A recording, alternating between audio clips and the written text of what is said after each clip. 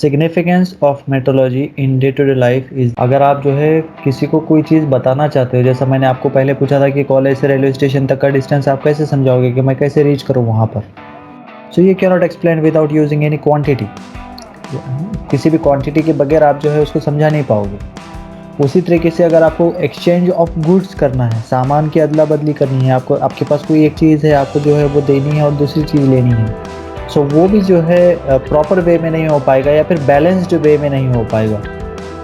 ठीक है, तो उसके लिए मैंने आपको एग्जांपल दिया था, किसी के पास आयरन है और किसी के पास गोल्ड है, तो वो दोनों को एक्सचेंज करना है। अभी आयरन वाले को जो है गोल्ड चाहिए और गोल्ड वाले जिसके पास गोल्ड है उसको कुछ क्वांटिटी में आयरन चाहिए उसके पास। ठीक है, तो ये सारी चीज़ें जो है भी पॉसिबल नहीं हो पाएगी अगर हम एक्सचेंज करते हैं सिर्फ। तो इसलिए क्या किया, फिर करेंसी का इन्वेंशन किया गया। उसी तरीके से मैंने एक एग्जांपल और एक दिया था कि एप्पल लेने जाना है आप लोगों को, तो सबसे पहले जाके आप क्या बात करोगे उसको कि रेट क्या है। ठीक है, पर केजी का जो है रेट कितना होगा। फिर उसके बाद जो है रेट डिफाइन हो जाने के बाद आप क्या करोगे, जब वो वे करेगा उसको, उसका जो है मेजर करेगा उसको केजीज के अंदर, तो आप उसको जो है मॉनिटर करोगे कि 1 केजी आ रहा है कि नहीं आ रहा है। तो ये जो एक्सचेंज ऑफ गुड्स है, अभी एप्पल भी क्या है, एक्सचेंज कर रहे हैं ना। आप एप्पल ले रहे हो, उसके बदले में क्या दे रहे हो, आप करेंसी दे रहे हो। करंट। हाँ, तो ये जो हो रहा है यहाँ पे एक्सचेंज, ये प्रॉपर वे में कब हो पाएगा, जब आप जो है वहाँ पर उसको क्वांटिटी डिफाइन करोगे। ठीक है, और जो ले रहे हो, क्वांटिटी ले रहे हो, जितनी 1 केजी की क्वांटिटी आप ले रहे हो, उसके बदले में उसको क्या दे रहे हो, आप करेंसी दे रहे हो। तो ये बैलेंस कब हुआ, बैलेंस कब हुआ, जब हम लोगों ने एक मेट्रोलॉजिकल सिस्टम बनाया है। अब मेट्रोलॉजिकल सिस्टम क्या है, जो मेजरिंग मशीन है वो भी जो बनाई है वो मेट्रोलॉजी के साइंटिस्ट ने बनाई है। ठीक है, मेजरिंग मशीन जिसमें हम लोग केजीज में एप्पल का वेट मेजर कर रहे हैं। ठीक, ये करेंसी जो बनाई है, करेंसी बनाने वाले भी जो है मेट्रोलॉजी के साइंटिस्ट थे, उसको हम मेट्रोलॉजिस्ट कहते हैं। क्या कहते हैं उसको, मेट्रोलॉजिस्ट कहते हैं। ये भी जो है मेट्रोलॉजिस्ट लोगों ने बनाया है। उसके बाद अभी अगर आप देखते हो कि न्यूज़ में बहुत सारी दफ़ा आप लोगों ने सुना होगा कि रुपीज़ के मुकाबले में डॉलर जो है, डॉलर के मुकाबले में रुपीज़ जो है कमज़ोर हो रहा है, पावरफुल हो रहा है, वीक हो रहा है। तो ये क्या है, ये सब एक इंटरनेशनल सिस्टम लिंक किया है। अभी जैसा हमारा इंडियन रुपीज़ है, इंडियन रुपीज़ को क्या किया, इंटरनेशनल मार्केट के साथ हम लोगों ने लिंक करके रखा हुआ है। तो इंटरनेशनल मार्केट में जिस तरीके से वेरिएशंस आते हैं, उसका इफेक्ट हमारे इंडियन रुपीज़ के ऊपर भी पड़ता है। या फिर हमारी जो ग्रोथ रेट है, जीडीपी जो है, हमारी कंट्री की जो जीडीपी है, उसके हिसाब से भी जो है हमारी करेंसी का उसके अंदर थोड़े बहुत वेरिएशंस आते हैं, उतार चढ़ाव आते रहते हैं। तो ये सारी चीज़ें जो है इंटरलिंक करने वाले जो लोग हैं वो है मेट्रोलॉजिस्ट। क्या है ये, कौन लोग है ये, मेट्रोलॉजिस्ट है। ठीक है, हाँ। तो अभी देखो हमको क्या करना है, फर्स्ट चैप्टर पढ़ना है। फर्स्ट चैप्टर का नाम है हमारा इंट्रोडक्शन टू मेट्रोलॉजी। मेट्रोलॉजी क्या है। ठीक है, तो सबसे पहले आगे बढ़ते हम लोग, थोड़ा सा पीछे चलेंगे। पुराने ज़माने में क्या होता था, घड़ी वगैरह नहीं हुआ करती थी, कोई भी चीज़ जो है कोई भी चीज़ मेजर करने का जो है कोई डिवाइस नहीं था, कोई इंस्ट्रूमेंट नहीं था, उसके बगैर जो है ये सारी चीज़ें यहाँ पे हुआ करती थी। टाइम नहीं था, है ना। टाइम मतलब क्या है, वॉच नहीं थी, कैसे मेजर करोगे। 24 आवर्स का एक दिन रहेगा, पूरा दिन रहेगा 24 आवर्स का, ये डिफाइन नहीं था। 365 डेज़ का ईयर रहेगा, ये डिफाइन नहीं था, कैलेंडर नहीं था। तो उसके बगैर भी लोग ट्रैवलिंग किया करते थे, है ना। कोई डायरेक्शन नहीं था। गूगल मैप जिस तरीके से आज आप लोगों के पास है, उस तरीके की चीज़ें, उस तरीके के इंस्ट्रूमेंट्स पहले के ज़माने में लोगों के पास नहीं थी। तो उन लोगों को क्या होता था, आसानी होती थी कि डिफ़िकल्ट जाता था उन लोगों के लिए जो है ये सारी चीज़ों को फेस करना या ओवरकम करना। आसान होता था, ये डिफ़िकल्ट होता था, डिफ़िकल्ट होता था। तो चीज़ों को सिंप्लीफाई करने के लिए हम लोगों ने क्या किया है, मैप्स बनाए हैं। तो मैप्स बनाएंगे तो हमको क्या पता चलेगा कि भाई ये डिस्टेंस कितना दूर है और कैसे वहाँ तक जाना है ना। उसी के साथ साथ अभी रोड, अगर हाईवेज़ पे अगर आप जाते हो, तो चाहे वो स्टेट हाईवे रहो या नेशनल हाईवे रहो, ठीक है, तो वहाँ पे आप लोगों को साइन बोर्ड्स नज़र आते हैं, है ना, कि इस रोड से अगर आप स्ट्रेट चलते रहेंगे तो इतने किलोमीटर पे ये आपको सिटी आएगा, है ना। फिर उसके बाद अगर आप टर्न लेते हो तो इतना टर्न लेने के, यहाँ से टर्न लेने के बाद इतने किलोमीटर अगर आप जाओगे तो फिर आपको ये सिटी मिलेगा। तो ये जो साइन बोर्ड्स है, ये साइन बोर्ड्स भी आपकी जो है हेल्प करते हैं। This is also a part of metrology. ठीक है, तो वहाँ पे जो है डिस्टेंस को डिफाइन करके रखा हुआ है ताकि जो जो जर्नी कर रहे हैं लोग, जो लोग ट्रैवलिंग कर रहे हैं, उन लोगों को पता चले कि वो सही डायरेक्शन में जा रहे हैं कि नहीं जा रहे हैं। तो ये थोड़ा सा पीछे चलते हैं हम लोग। बहुत पुराने ज़माने में क्या हुआ था करता था, लोग जो है पहाड़ों में रहा करते थे, है ना, केव्स बना कर रहते थे। फिर थोड़ा सा इम्प्रूवमेंट हुआ तो क्या करने लगे लोग, जो है एग्रीकल्चरिंग करने लगे, फूड को ग्रो करने लगे। फिर जो है एनिमल्स को पालने लगे अपने पास। अब एनिमल्स कितने हैं, क्वांटिटी कैसे मेजर करेंगे, कैसे पता चलेगा कि मेरे पास 10 है या किसी और के पास 20 है या किसी और के पास 30 है। तो उसको मार्किंग करने लगे, है ना। ये तो आप लोगों ने सुना ही होगा कि मार्किंग क्या करते थे, 1 लकीर, 2 लकीर, 3 लकीर, लाइंस ड्रॉप किया करते थे। तो इस तरीके से उनको पता चलता था कि उनके पास कितने एनिमल्स हैं। तो ऐसे जो है चीज़ें होने लगी। अभी देखो उनके पास बगैर किसी इंस्ट्रूमेंट के उन लोगों ने बड़े बड़े मॉन्यूमेंट्स, आर्किटेक्चर के जो है बड़े बड़े एग्जाम्पल्स खड़े किए हैं। तो यहाँ पे देखो गीज़ा का बताया हुआ है, पिरामिड्स बताए हुए हैं गीज़ा के, जो इजिप्ट के अंदर हैं। तो उनके पास कोई क्रेन नहीं थी, कोई लिफ्ट नहीं थी, कोई ऐसा इंस्ट्रूमेंट नहीं था जिसके वो जो है स्टोन का साइज़ को मेजर कर सके। फिर भी उन्होंने एकदम प्रिसाइज जो है उसको मेजर किया है, उसको जो है अच्छे से लगाया है, और वो इतना स्ट्रॉन्ग है कि वो कई हज़ार साल होने के बावजूद जो है आज खड़ा हुआ है। हमारी जो है गवर्नमेंट जो बनाती है रोड, वो 1 साल में उखड़ जाती है ना। इतने सारे टेक्नोलॉजी होने के बावजूद, इतने सारे जो है सारी चीज़ें हैं हमारे पास, सारे इक्विपमेंट है, सारी टेक्नोलॉजी है, उसके बाद 1 साल या मैक्सिमम 2 साल में हमारी जो रोड बनती है वो ख़राब हो जाती है। लेकिन ये देखो बगैर किसी टेक्नोलॉजी के, बगैर किसी इंस्ट्रूमेंट के या बगैर किसी साइंस के उन लोगों ने जो है ये बना लिया था। उसके बावजूद आज ये आज भी खड़ा हुआ है, कई साल होने के बावजूद, हंड्रेड्स ऑफ ईयर्स हो गए उसको, उसके बावजूद जो है आज ये खड़ा हुआ है। तो ऐसा क्या रीज़न है इसके पीछे? तो इसके पीछे जो है अब ये एग्जैक्टली कहाँ है, मतलब कैसे है, उसका सेंटर कैसे निकाला उन लोगों ने, या फिर जो है उसको कैसे डिफाइन किया कि ये जो है एक पिरामिड के शेप में होगा या ट्रायंगल के शेप में होगा, उसका सेंटर कैसे निकाला, स्टोन्स का साइज़ कैसे डिफाइन किया। हर एक रो जो है वहाँ पे नीचे वाला, सबसे नीचे वाला ब्लॉक देखेंगे तो आप बड़े बड़े साइज़ के स्टोन्स है। जस्ट उसके ऊपर वाला एक लेयर देखेंगे तो वो थोड़े से स्मॉल साइज़ का रहेगा, और उसके ऊपर जाओ थोड़ा और स्मॉल साइज़ के मिलेंगे, थोड़ा और ऊपर जाओ थोड़ा और स्मॉल साइज़ के। तो इस तरीके से उन लोगों ने ये किया है। तो इसको मेजर करने के लिए या फिर इसको जो है इसका जो है सेंटर पॉइंट डिफाइन करने के लिए वो लोग क्या करते थे, स्टार्स का इस्तेमाल किया करते थे। आसमान में तो जो आपको चाँद तारे नज़र आते हैं ना, तो उसका इस्तेमाल किया करते थे। उसकी मदद से जो है ये उन लोगों ने ये मॉन्यूमेंट्स इसको खड़ा किया है, ऐसा कहा जाता है। एग्जैक्टली क्या है पता नहीं है, लेकिन ऐसा कहा जाता है कि जो स्टार्स होते हैं स्काई के अंदर, उसकी मदद से ये लोग जो है अपना सेंटर पॉइंट डिफाइन करते थे। या फिर जो एकदम परफेक्ट जो शेप आपको नज़र आ रहा है, ये परफेक्ट शेप के पीछे स्काईज के अंदर जो है स्टार्स जो होती है उसकी पोजीशंस का यहाँ पे इस्तेमाल किया गया है, ऐसा कहा जाता है। अभी देखो मेजरमेंट की ज़रूरत क्या है, अभी आप लोगों को समझ में आ गया होगा कि विदाउट मेजरमेंट जो है, अगर हमको लाइफ अगर बोलेंगे कि आपको लाइफ गुजारनी है, और आज से कोई मेजरमेंट, किसी टाइप का मेजरमेंट यहाँ पे नहीं होगा, ना ही हम पेट्रोल को मेजर करेंगे, ना ही हमारे पास कोई करेंसी रहेगी, ना ही डिस्टेंस मेजर करने के लिए कोई यूनिट रहेगा हमारे पास, तो हमारी लाइफ कैसी हो जाएगी, कॉम्प्लिकेटेड हो जाएगी, बराबर है। हाँ, तो मेजरमेंट की वजह से क्या हुआ, मतलब मेजरमेंट या फिर जो है मेट्रोलॉजी की वजह से हमारी लाइफ के ऊपर क्या इफेक्ट पड़ा है, डे टू लाइफ पे, चाहे वो पढ़ा लिखा रहो या एजुकेटेड रहो या इलिटरेट रहो, या फिर जो है वो टेक्निकल फील्ड से जुड़ा हुआ रहो या ना रहो, है ना, वो बिजनेस करता हो या वो जॉब करता हो, कुछ भी करता हो, लेकिन हर एक की लाइफ के अंदर जो है मेजरमेंट का इफेक्ट है या फिर मेट्रोलॉजी का इफेक्ट है। हर एक को ये मैटर करता है। अगर हम यहाँ से मेट्रोलॉजी निकालेंगे, हमारी सोसाइटी से अगर मेट्रोलॉजी को निकालेंगे, तो क्या होगा कि जो डे टू डे लाइफ में जो चीज़ें हम लोग करते हैं, जो एक्टिविटीज़ हम लोग करते हैं, चाहे वो किसी भी फील्ड से जुड़ा हुआ इंसान रहो, चाहे वो छोटा रहो बड़ा रहो, है ना, चाहे वो जॉब करता रहो, चाहे बिजनेस करता रहो, चाहे वो पढ़ा लिखा रहो, चाहे अनपढ़ रहो, तो सब के ऊपर जो है इसका इफेक्ट पड़ेगा, और अच्छा खासा इफेक्ट पड़ेगा। तो ये जो है एक सिस्टम बनाया है, मेट्रोलॉजी वालों ने क्या किया है, एक सिस्टम बनाया है। तो सिस्टम कैसे बनाया है, यूनिट्स डिफाइन किए उन लोगों ने कि अगर आपको ये क्वांटिटी मेजर करनी है तो आप ये यूनिट का इस्तेमाल करेंगे, और ये यूनिट का इस्तेमाल करने के लिए इस पर्टिकुलर मेजरिंग इंस्ट्रूमेंट का हम लोग यूज़ करेंगे। देन उसके बाद मेजरिंग इंस्ट्रूमेंट्स डिफाइन हो गए अभी, उसको यूज़ कैसे करना है, तो वो कैसे करना है वो भी बताते हैं उसका। देखो पहले अगर आप लोग केव्स वगैरह में जाते हो, किसी हिस्टोरिक प्लेसेस में अगर जाते हो, तो आपको इस तरीके के जो है पिक्चर्स वहाँ पे देखने को मिलेंगे। इनकार किए हुए वॉल्स के ऊपर आपको ये देखने को मिल जाएंगे, है ना, कुरेदे हुए पत्थरों के ऊपर। केव्स के अंदर जो है जो दीवार होती है, वो जो वॉल होती है, जो आमतौर पे पहले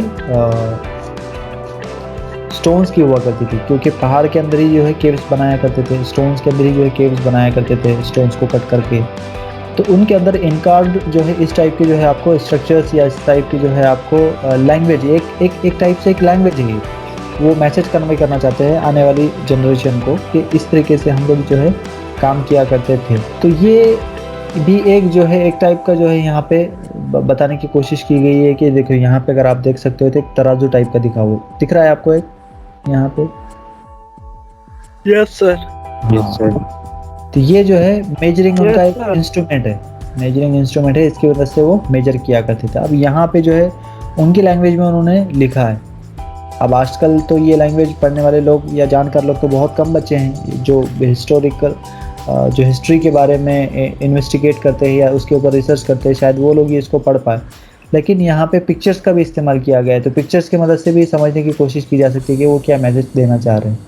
तो ये भी जो है अभी लैंग्वेज हो गया, या फिर इसके अंदर जो अल्फ़ाबेट्स हो गए, या फिर ये जो मेजरिंग इंस्ट्रूमेंट हो गया इनका, ये सब चीज़ें भी जो है मेट्रोलॉजी से इंटरलिंक्ड है, और यहाँ से उसका इन्वेंशन हुआ है। मैं ये बताना ये चाह रहा हूँ कि इसका इन्वेंशन क्यों हुआ है और कहाँ से हुआ, या इसकी ज़रूरत क्यों महसूस हुई। तो फ़ारोस के ज़माने से, ठीक है, फ़िरौन के ज़माने से जो है ये हमारा मेजरमेंट का इन्वेंशन हुआ है, वहाँ से इसकी ज़रूरत महसूस हुई।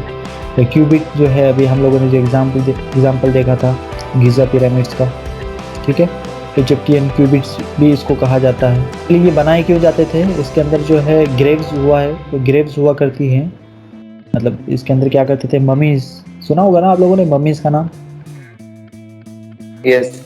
हाँ, जो राजा हुआ करता था उनका, ये फारो मतलब क्या है, जैसा एक एम्पायर होता था उसको फारो बोला जाता था। उसके अंदर किंग 1, किंग 2, किंग 3 ऐसे कई सारे किंग्स गुजरे हैं उनके।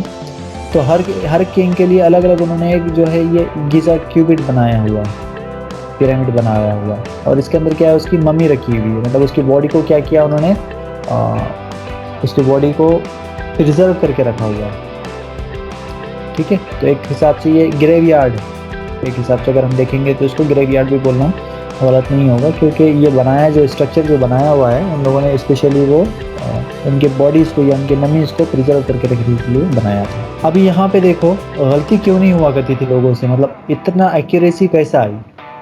तो यहाँ पे थर्ड पॉइंट अगर आप देखोगे, तो अगर यहाँ पे किसी भी किस्म की ऊपर नीचे ऊंच नीच अगर हो जाती बनाते समय स्ट्रक्चर में, तो जो इंजीनियर हुआ करता था या फिर जो मॉनिटर करता था, जो सुपरवाइज़र हुआ करता था, उसको सीधा सीधा मौत की सज़ा मिलती थी।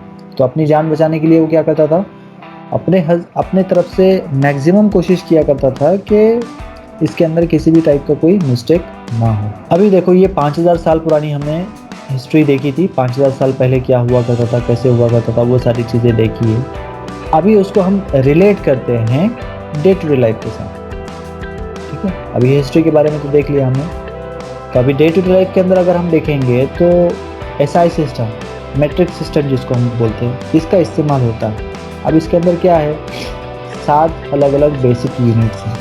कौन से, अगर आपको मास मेजर करना है तो आप किलोग्राम यूनिट का इस्तेमाल करेंगे, अगर आप लेंथ मेजर करना चाहते हो तो आप मीटर यूनिट का इस्तेमाल करेंगे, अगर आप टाइम मेजर करना चाहते हो तो आप सेकेंडरी यूनिट का इस्तेमाल करेंगे, अगर आप टेम्परेचर मेजर करना चाहते हो तो डिग्री केल्विन का यहाँ पे इस्तेमाल करेंगे, करंट अगर मेजर करना चाहते हो आप एम्पियर का इस्तेमाल करेंगे, सब्सटेंस अमाउंट ऑफ सब्सटेंस अगर आप मेजर करना चाहते हो तो मोल यूनिट का यहाँ पे इस्तेमाल करेंगे, ल्यूमिनस मोल मतलब, देन उसके बाद ल्यूमिनस इंटेंसिटी। अभी ल्यूमिनस इंटेंसिटी मतलब जो आपकी रोशनी है बाहर, जो है आपको जो रोशनी नज़र आ रही है, लाइट जो नज़र आ रही है, मतलब जैसा डे टाइम में आपको ज़्यादा रोशनी देखने को मिलेगी बाहर, और नाइट टाइम में अगर आप जाओगे तो नाइट टाइम में आपको इंटेंसिटी, ल्यूमिनस की जो इंटेंसिटी है वो कम हो जाती है।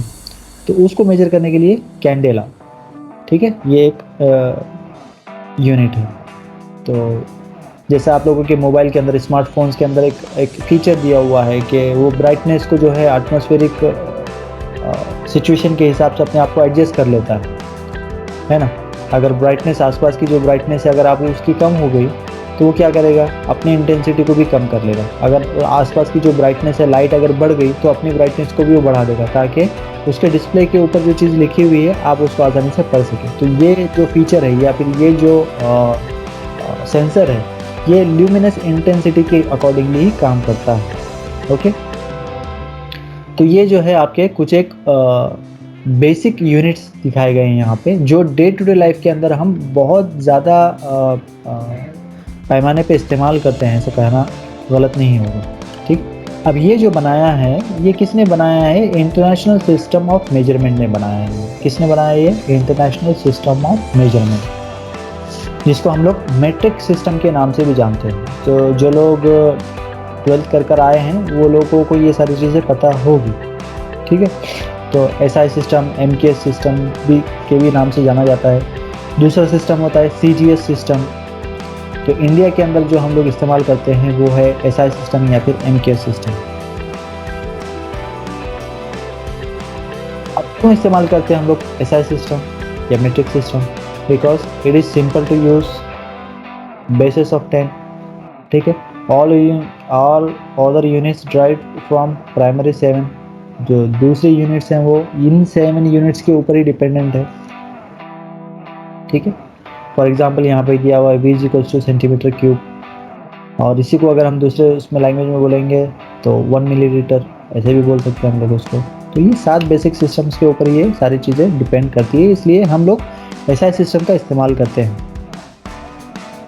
बोलने का मतलब ये है, कंक्लूजन ये है कि दूसरे जितने भी सिस्टम हैं उसका जो बेसिक है या फिर जो जहाँ से वो वैल्यूज़ ले रहा है या फिर जिसके ऊपर उसके फंडामेंटल डिपेंडेंट है, वो SI सिस्टम ही है। और SI सिस्टम के अंदर आने वाले 7 अलग अलग यूनिट्स ही हैं। That's why we are preferring for the SI system. Okay, अब यहाँ पे देखो कुछ एक टेक्नोलॉजिकल टर्म्स है, डेफिनेशंस जिसको हम लोग बोल सकते हैं। कि सबसे पहले देखो, मेट्रोलॉजी जो है किसको कहते हैं मेट्रोलॉजी। अभी यहाँ से आपका एक्चुअल सिलेबस स्टार्ट हो रहा है। मैंने अभी तक जितना हम लोगों ने देखा है वो सिर्फ आपको बैकग्राउंड दिखाया है कि मेट्रोलॉजी की ज़रूरत कहाँ से महसूस हो रही थी, और उन लोगों ने, हमारे जो एंसेस्टर्स है, हमारे जो पूर्वज हैं, उन लोगों ने किस तरीके से इसके ऊपर काम किया है या किस तरीके से जो है इसका एक बेसमेंट तैयार करके हमको दिया था। ठीक है, तो अभी हम लोग एक्चुअल सिलेबस की तरफ या एक्चुअल चैप्टर की तरफ आगे बढ़ रहे हैं। तो सबसे पहले इसके अंदर देखिए क्या दिया हुआ है, मेट्रोलॉजी का डेफिनेशन दिया हुआ है। तो डेफिनेशन क्या है मेट्रोलॉजी का? It's a branch of science which deals with the measurement. ऐसा ब्रांच, साइंस का ऐसा ब्रांच जो मेजरमेंट के साथ डील करता है। अब मेजरमेंट टर्म जो है, व्हाट इज मेजरमेंट? आपके जहन में एक क्वेश्चन आ रहा होगा कि अभी मेजरमेंट क्या है, मेजरमेंट किसको बोलेंगे हम? सो ये जो टर्म है मेजरमेंट, ये आया है मेजर से। मेजर करना मतलब गिनना, है ना, काउंट करना। अभी देखो, मेजर किसको बोलेंगे हम लोग? To determine the dimensions, quantity और कैपेसिटी ऑफ समथिंग। क्या करते हैं हम लोग? मेजर करते हैं मतलब क्या करते हैं हम लोग? डिटरमाइन करते हैं। किस चीज़ को डिटरमाइन करते हैं? या तो डायमेंशंस को डिटरमाइन करेंगे, या तो क्वांटिटी को डिटरमाइन करेंगे, या फिर कैपेसिटी को डिटरमाइन करेंगे। किसकी? किसी भी चीज़। अभी जैसा डिस्टेंस अगर हमको डिफाइन करना है तो हम लोग क्या करेंगे? डायमेंशंस का इस्तेमाल करेंगे। अगर मैं बोलता हूँ आपको कि मेरे पास एक बैरल में पानी रखा हुआ है, मैं बोलता हूँ आपको मेजर करो उस बैरल में कितना पानी है, तो आप क्या करोगे वहाँ पे? लीटर में कैपेसिटी। अब यहाँ पे आप मेजर करोगे उसकी कि एक बैरल की कैपेसिटी कितनी है और उसके अंदर कितना पानी है, वो डिफाइन अगर करते हैं तो आप वहाँ पे क्वांटिटी को भी डिफाइन कर दोगे। ओके, तो इस तरीके से जो है, अगर आप कोई भी चीज़ को मेजर करना चाहते हो तो आप मेट्रोलॉजी का ही इस्तेमाल करोगे। तो ये जो है इम्पॉर्टेंट चीज़ है, एकदम बेसिक चीज़ है कि मेट्रोलॉजी या फिर जो हम सब्जेक्ट पढ़ रहे हैं उसका डेफिनेशन क्या है।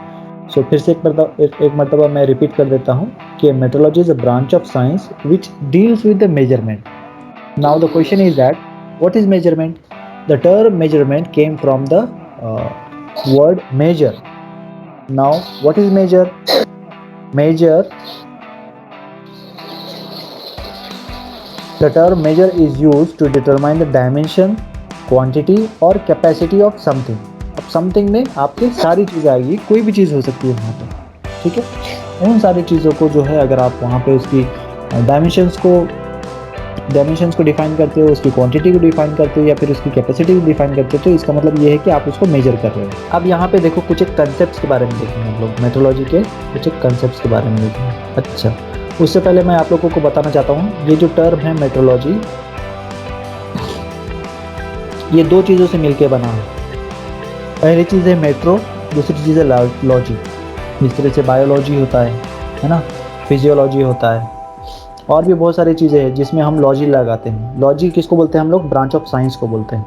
तो इस तरीके के जो टर्म्स है जहाँ पे हम लोग लॉजी लगाते हैं, that means it is defining that it's a branch of science. तो लॉजी मतलब क्या है? लॉजी का मतलब क्या हुआ? ब्रांच ऑफ साइंस हो गया। अब यहाँ पे पहले वाले टर्म पे आते हैं, मेट्रो। मेट्रो आया है मेजर से, मेजरमेंट से। तो मेट्रो मतलब क्या करना है? गिनना है हमको। यहाँ पे क्या आ गई? हमारी क्वांटिटी आ गई, कैपेसिटी आ गई। तो a branch of science which deals with the measurement. Metro मतलब क्या करना? मेजर करना, मेजरमेंट के साथ रिलेटेड है ये टर्म जो है मेट्रो। ये जो टर्म आया है वो मेजरमेंट से आया है। तो मेट्रोलॉजी जो है ये दो अलग अलग वर्ड से मिलके बना है। पहला वर्ड है उसमें मेट्रो, दूसरा वर्ड है उसमें लॉजी। तो मेट्रो डिफाइंस द मेजरमेंट और मेजर, और logy defines the branch of science. So इसको अगर हम ऐसे याद रखना चाहते हैं तो ऐसे भी याद रख सकते हैं इसको, metrology the branch of science, logy से आया हमारा branch of science which deals with the measurement.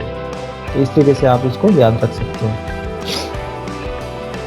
अभी यहाँ पे देखिए हम इसके मेट्रोलॉजी के कंसेप्ट के बारे में देखते हैं।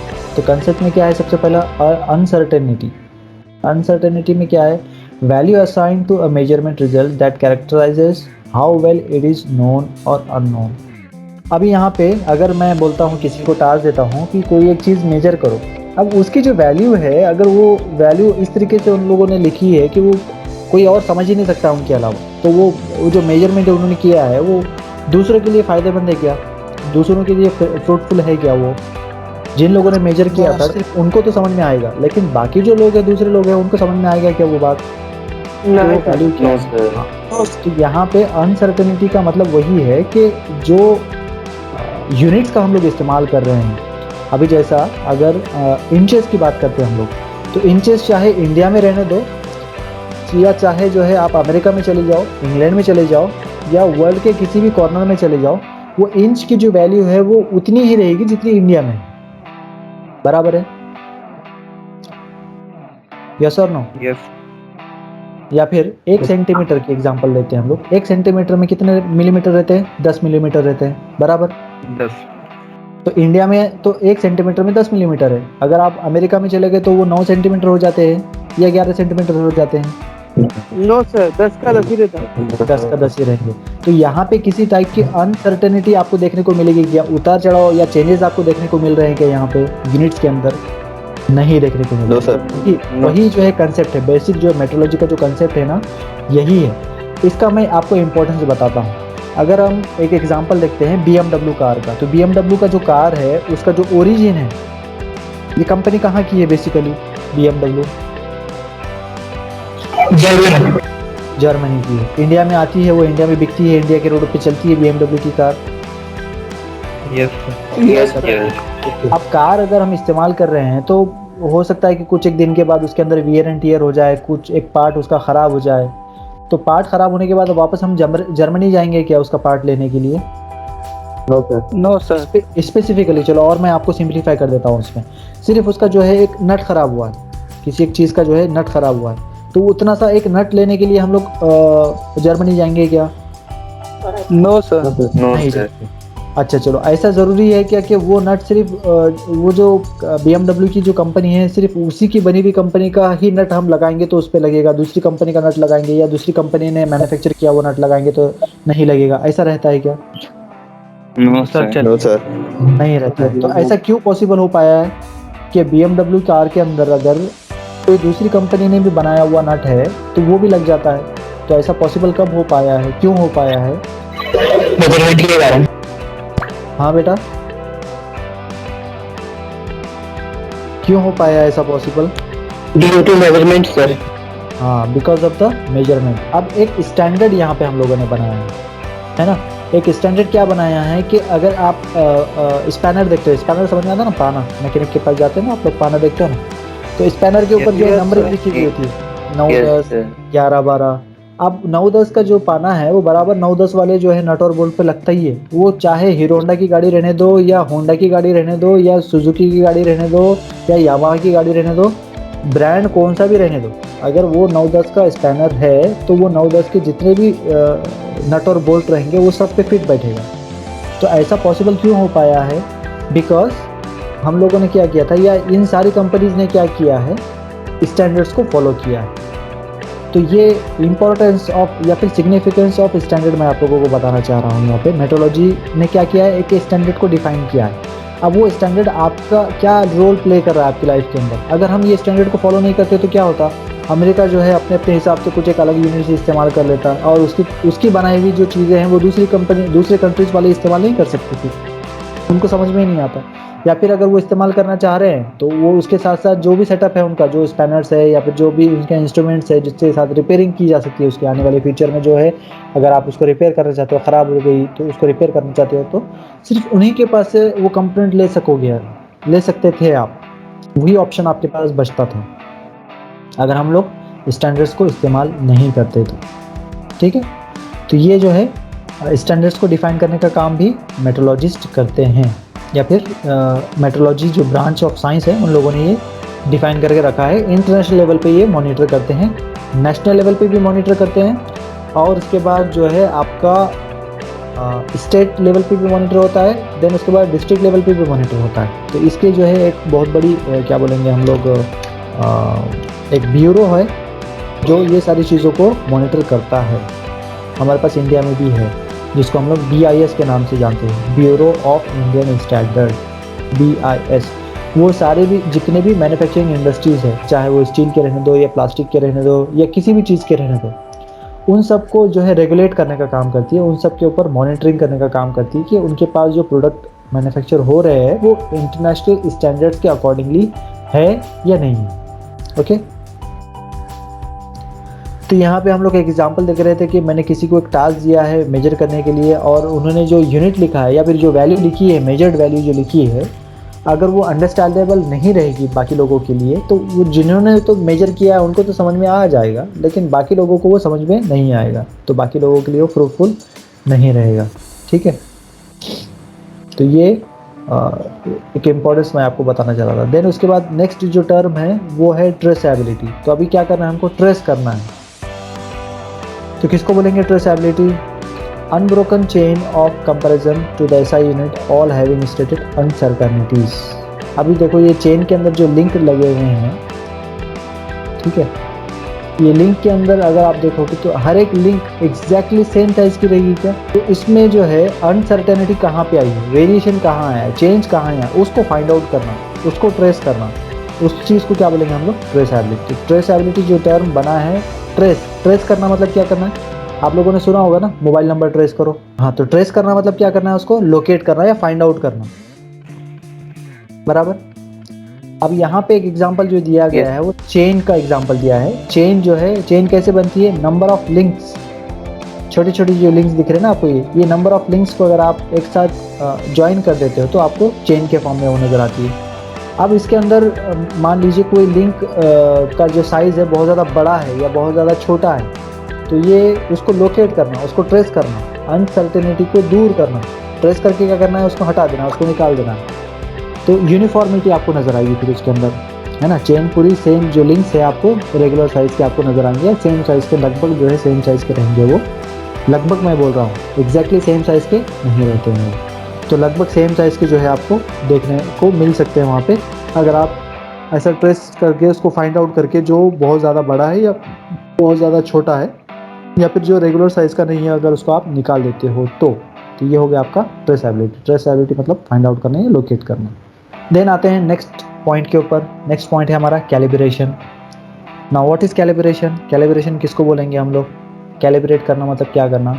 अभी क्या होता है, जितने भी मेजरिंग इंस्ट्रूमेंट्स हैं ना, चलिए इंस्ट्रूमेंट्स का छोड़ देते हैं, डे टू डे लाइफ के ऊपर आते हैं। टू व्हीलर सब लोग चलाते हैं, टू व्हीलर बाइक सबके पास है। Yes sir. Yes sir. अभी क्या होता है, नई नई बाइक आप परचेस कर लेकर आए तो 1 महीने के बाद, 2 महीने के बाद, 3 महीने के बाद उसका परफॉर्मेंस कम हो जाता है, डाउन। खराब होती है ना, वो वियर एंड टियर होता है। Yes. अगर हम उसको टेक्निकल टर्म में अगर डिफाइन करेंगे, एज एन इंजीनियर अगर हम बात करेंगे तो उसका क्या होगा, वियर एंड टियर होगा। तो वियर एंड टियर होने की वजह से क्या होगा, उसका जो परफॉर्मेंस है, वो जो रिजल्ट दे रही थी पहले बाइक, वो अभी वो रिजल्ट नहीं देगी, उसका जो है रिजल्ट पुअर हो जाएगा, कम हो जाएगा, है ना। तो उसके लिए क्या करना पड़ेगा हमको, उसको मैकेनिक के पास लेके जाना पड़ेगा। तो मैकेनिक के पास लेके जाएंगे तो क्या करेगा, उसको रिपेयर करेगा, रिपेयर करके क्या करेगा, उसको फिर पहले जैसा बना देगा, फिर उसका जो है और परफॉर्मेंस इंक्रीज हो जाएगा। तो इसका मतलब क्या हुआ कि बाइक को कंटिन्यूसली यूज़ करने की वजह से उसका जो परफॉर्मेंस देने की जो कैपेसिटी थी वो कम हो गई थी। तो हमने क्या किया, उसको मैकेनिक के पास लेकर गए और मैकेनिक ने उसको रिपेयर किया, उसको वापस से एडजस्ट किया, जिसकी वजह से वो पहले जैसा ही परफॉर्मेंस देने लगी, है ना, फिर से जो है अच्छा परफॉर्मेंस वो देने लगी। तो इसको हम अगर मेजरिंग इंस्ट्रूमेंट्स के साथ देखते हैं तो मेजरिंग इंस्ट्रूमेंट में भी क्या होता है, मान लीजिए हमने एक नई स्केल परचेस करके लेकर आई है, जैसा आप लोगों ने अभी जो है MWM जो ड्राइंग का जो सब्जेक्ट है, जो शीट में या फिर स्केच बुक में जो आप लोग ड्रॉ करने वाले हो, उसके लिए आपने एक रोलर स्केल परचेस किया होगा, राइट, है ना। रोलर स्केल या फिर स्केल आप लोगों ने परचेस किया होगा, तो उस स्केल के ऊपर आपको मार्किंग देखने को मिलेगी, है ना। वो चाहे 15 सेंटीमीटर की रहो या फिर 30 सेंटीमीटर की रहो, आपको जो है हर एक सेंटीमीटर की मार्किंग वहाँ पे देखने को मिलेगी। देन उसी के साथ साथ हर एक मिलीमीटर की मार्किंग देखने को मिलेगी। देन उसी के साथ साथ आपको जो है इंचेस की मार्किंग उसके ऊपर देखने को मिलेगी। वही स्केल अगर आप जो है कंटिन्यूसली इस्तेमाल करोगे 1 साल तक, तो उसके बाद जो उसके ऊपर जो मार्किंग है, वो मार्किंग आपको रीडेबल रहेगी क्या, मतलब एग्जैक्टली वैसे ही रहेगी कि जैसे आपने नई परचेस कर लेकर आई थी, सेम उसी तरीके की मार्किंग No, आपको sir. मिलेगी क्या, देखने को नहीं मिलेगी। क्यों, क्या हो जाएगा, 1 साल तक आप अगर उसको यूज़ करोगे तो उसका वियर एंड टियर होगा। वियर एंड टियर मतलब क्या है, उसका यूज़, उसको इस्तेमाल करने की वजह से, उसका यूज़ करने की वजह से क्या हो जाएगा, वहाँ पे उसका जो मार्किंग्स है वो मार्किंग्स फेंट होने लगी हैं, और हो सकता है कि कुछ एक मार्किंग उसके अंदर से गायब भी हो जाए, टोटली जो है इनविजिबल हो जाए, गायब हो जाए, बिल्कुल फेंट होकर वो जो है इनविजिबल होगी, बिल्कुल रीडेबल नहीं रहेगी, ऐसे भी हो सकता है। तो उसको क्या करना पड़ेगा, हमको रिप्लेस करना पड़ेगा। क्या करना पड़ेगा, उसको रिप्लेस करना पड़ेगा। अभी मान लीजिए वर्नियर कैलिपर देखा है सब लोगों ने, वर्नियर कैलिपर, तो देखो इस तरीके का जो इंस्ट्रूमेंट होता है इसको बोलते हैं हम लोग वर्नियर कैलिपर। अब ये जो इंस्ट्रूमेंट है ये आउटर डायमीटर, इनर डायमीटर और डेप्थ मेजर करने के काम में आता है। एक ही डिवाइस की मदद से आप क्या कर सकते हो, आउटर डायमीटर भी मेजर कर सकते हो, इनर डायमीटर भी मेजर कर सकते हो और डेप्थ ऑफ द होल भी मेजर कर सकते हो। तो आउटर डायमीटर मेजर करने के लिए आप इन वाले जॉस का, इस वाले जॉस का इस्तेमाल करोगे, इन दोनों जॉस का इस्तेमाल करोगे। इनर डायमीटर मेजर करने के लिए इन दोनों जॉस का इस्तेमाल करोगे, और depth of the hole measure करने के लिए आप इस स्ट्रिप का इस्तेमाल करोगे। अब देखो ये जॉस को मेजर करने के लिए यहाँ पे एक नॉब दिया हुआ है, एक एडजस्टिंग नॉब जिसको बोलते हैं हम लोग। चलो ये वाली इमेज हम देखते हैं। यहाँ पे देखो, यहाँ पे सारी चीज़ें दिखाई गई। ये एक्सटर्नल जॉज हैं जो एक्सटर्नल डायमीटर मेजर करने के काम में आते हैं, ये 2 वाले। ये इंटरनल जॉज हैं, ये होल के अंदर जाएंगे और उसका जो है डायमीटर मेजर करने का काम करेंगे। और ये जो है डेप्थ मेजरिंग ब्लेड है, ये आपके होल के अंदर जाएगी, डेप्थ मेजर करने का काम करेंगे। ये एम्पेरिकल स्केल है और ये मैट्रिक स्केल है। एम्पेरिकल मतलब क्या है, यहाँ पे सेंटीमीटर में दिया हुआ है, इधर जो है आपके इंचेस में दिया हुआ है। देन उसके बाद यहाँ पे ये जो नट रहेगा ये लॉकिंग स्क्रू है, इसको क्या बोलते हैं हम लोग, लॉकिंग स्क्रू। तो ये जॉस को ऊपर नीचे करने के बाद इसको हम लोग लॉक भी कर सकते हैं। ये वाले जॉस को, ये वाले जॉस को और ये वाले स्ट्रिप को भी एडजस्ट करने के बाद इसको लॉक किया जा सकता है और वैल्यू को मेजर किया जा सकता है, एग्जैक्टली कितना उसका डायमेंशन है, कितना उसका साइज है। ओके, तो ये क्या है, आपका एक मेजरिंग इंस्ट्रूमेंट है, इसको बोलते हैं हम लोग वर्नियर कैलिपर। ओके, क्या क्या चीज़ मेजर करने के काम में आता है वर्नियर कैलिपर। अगर आपको पूछा जाएगा कि वर्नियर कैलिपर जो है किस टाइप के डायमेंशंस मेजर करने के लिए यूज़ में आता है, तो आप बोलोगे कि एक्सटर्नल डायमीटर मेजर करने के काम में आता है, इंटरनल डायमीटर मेजर करने के काम में आता है और depth of the hole measure करने के काम में आता है। आ रही है बात समझ में? यस। यस। Yes sir. अभी देखो ये जो वर्नियर कैलिपर होता है ये 3 टाइप के होते हैं। पहला तो हो गया आपका ये सादा वाला, एकदम ट्रेडिशनल वाला। दूसरा होता है डिजिटल वाला, इस तरीके से डिजिटल वाला भी आता है, ठीक है। इसकी मदद से भी जो है आपको डायमेंशंस मेजर कर सकते हो आप लोग, ठीक है। इसी तरीके से और एक टाइप है इसका, थर्ड वाला टाइप, ये डायल इंडिकेटर वाला। तो ये 3 टाइप के जो है वर्नियर कैलिपर्स आमतौर पे मार्केट में अवेलेबल हैं या फिर इंडस्ट्रीज़ में इस्तेमाल किए जाते हैं। अभी जो है मैं इतना जो बैकग्राउंड बताया आपको, किस लिए बताया कि वर्नियर कैलिपर जब हम नया नया परचेस करके लेकर आते हैं तो वो तो एक्यूरेट रीडिंग हमको देगा, लेकिन आफ्टर सर्टेन टाइम पीरियड, 6 महीने के बाद, 8 महीने के बाद या 1 साल के बाद, इसके अंदर क्या होता है, एरर आ जाता है। अब ये जो डेप्थ मेजर करने वाली स्ट्रिप है, हो सकता है वो थोड़ी सी बेंड हो जाए। अब यहाँ पे 2 चीज़ें हैं, 2 स्केल्स है, एक मूवेबल स्केल है, एक फिक्स्ड स्केल है ना। नीचे वाली जो स्केल है वो फिक्स्ड है, और ऊपर जिसके ऊपर एडजस्टिंग स्क्रू लगा हुआ है, जिसके साथ एक जॉ जुड़ा हुआ है हमारा, वो कैसा है, मूवेबल है। तो यहाँ पे क्या हो सकता है कि ये 0 को 0 मैच करवाना होता है। एक्चुअली क्या करना होता है, यहाँ पे 0 to 0 मैच करवाना होता है। तो ये जो मूवेबल स्केल है इसका 0 और फिक्स्ड स्केल का 0 दोनों एक लाइन में आना चाहिए। तो जब हम नया नया परचेस करके लेकर आते हैं तो ये तो बराबर होता है, 0 to 0 मैच होता है। लेकिन जैसे जैसे हम उसको यूज़ करते जाते हैं तो वैसे वैसे क्या होता है, वो थोड़ा सा वहाँ पे एरर आना चालू हो जाता है। अब वो एरर को हमको रिमूव करना है, उसको वापस 0 के ऊपर लेकर आना है। तो ये जो प्रोसेस है इसको बोलते हैं हम लोग कैलिब्रेशन। क्या बोलते हैं इसको, calibration. The process of removing errors from the measuring instruments is called as calibration. किसको बोलेंगे calibration, the process of removing errors from the measuring instruments. अब मेजरिंग इंस्ट्रूमेंट्स में एरर कब आते हैं, जब हम मेजरिंग इंस्ट्रूमेंट्स को इम्प्रॉपर वे में यूज़ करते हैं। बार बार हम वर्नियर कैलिपर को नीचे गिरा रहे हैं, उसको जो है दोनों हाथ से फोल्ड करने की कोशिश कर रहे हैं, मोड़ने की कोशिश कर रहे हैं। तो ये सारी चीज़ें अगर हम करते हैं, उसको इम्प्रॉपर बिहेव करते हैं मेजरिंग इंस्ट्रूमेंट्स के साथ, तो उसके अंदर क्या होता है, एरर आ जाते हैं बहुत जल्दी। तो उन एरर्स को रिमूव करने का काम जो है, या उन एरर्स को रिमूव करने का जो प्रोसेस होता है, उसको कैलिब्रेशन कहा जाता है।